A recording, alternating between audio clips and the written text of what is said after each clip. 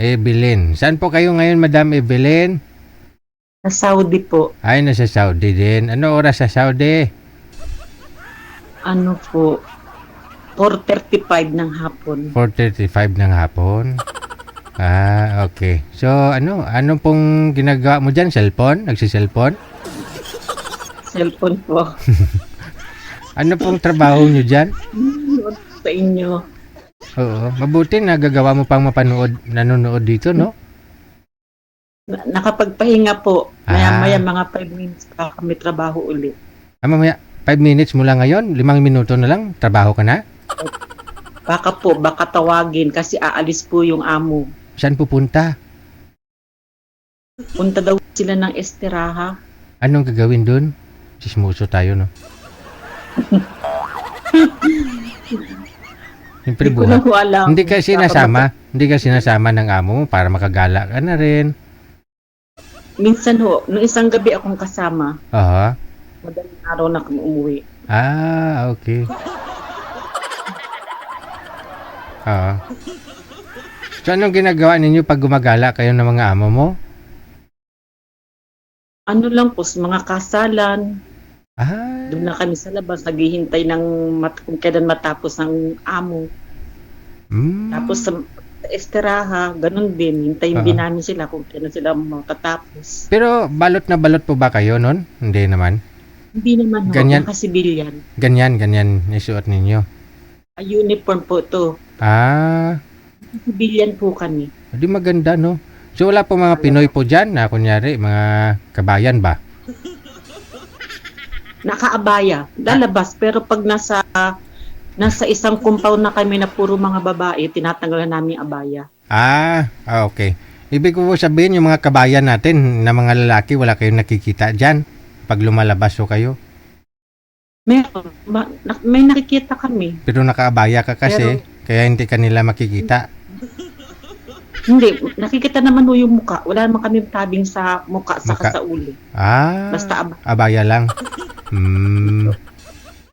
Sige. Nagpapaline up po kayo, wala kayong asawa?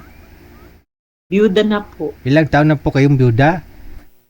1 taon pa lang noong June. Bakit ho namatay? Ano siya, na-stroke. Tapos may diabetes. Nagkaroon na rin ho siya ng komplikasyon. Inisa lang siya nung na-stroke siya. Po? Inisa lang? Wala na, hindi na nakasurvive pa? Hindi po. Bali pang 4 na po niyang stroke yun. Okay. Sige. So, umuwi po kayo dito sa Pilipinas nung namatay ho siya last year? Opo. Nung April, umuwi ako. Tapos, nakapag-alaga pa naman ako sa kanya. Nasa hospital siya. April, May, June. Ganun, namatay talaga ng June, no? Opo. So, ilan po anak ninyo? 2 po. Isang lalaki, isang babae. May mga pamilya na rin? Wala pa po. Lalaki kong panganay, nag-aaral pa. Yung babae ko, nakatapos na rin. Ilang taon ka na ngayon, madam? 55 po. 55 na. So, kailan ho kayo uwi ng Pilipinas? Baka po next year o 2028. Depende po. Kung may asawahin ka na, no? Saan po kayo dito sa Pilipinas?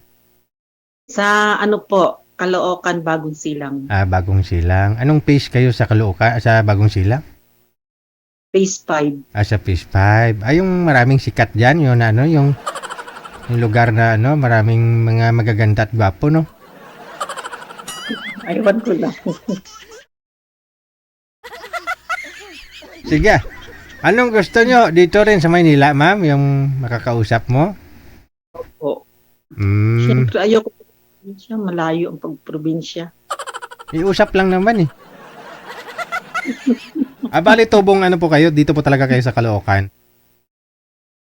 Opo. Lihitimo taga Valenzuela po pero nalipat kami ng Caloocan. Saan po kayo sa Valenzuela dati? Sa Ugong. Sa Valenzuela. Doon banda sa may likod ng Pure Gold, no? yung daan, no? Hindi mas maganda yung lokasyon doon kaysa sa Sa may toll gate ng Malinta. Opo, hindi mas maganda yung lokasyon nyo doon sa sa Ugong kaysa doon sa Bagong Silang. Ba't lumipat pa kayo ng Bagong Silang? Ano ho eh, nung mamatay magulang ko, umalis na ho yung mga kapatid ko. Nag-iba na sila ng Tirahan, oh. ng upa. Kasi nangungupahan lang naman kami doon. Okay. So ngayon may bahay na po kayo doon sa Phase 5 sa Bagong Opo. Silang. Mm. Sa magulang ko din po yun.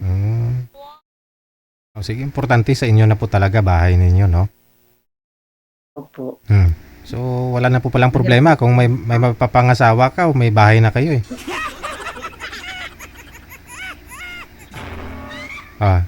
Hanapan kita na makakausap, ha? Meron po ito makausap, manager. Sige ma'am, standby lang po. Babalikan po kita pag meron na ho, ha? Hindi pa ba naman kayo, mama, aalis? Yung amo mo? Hindi ka naman tatawagin? Hindi po. Hindi po akong kasama niya ngayon. Yung isa kong kasama. Okay, sige.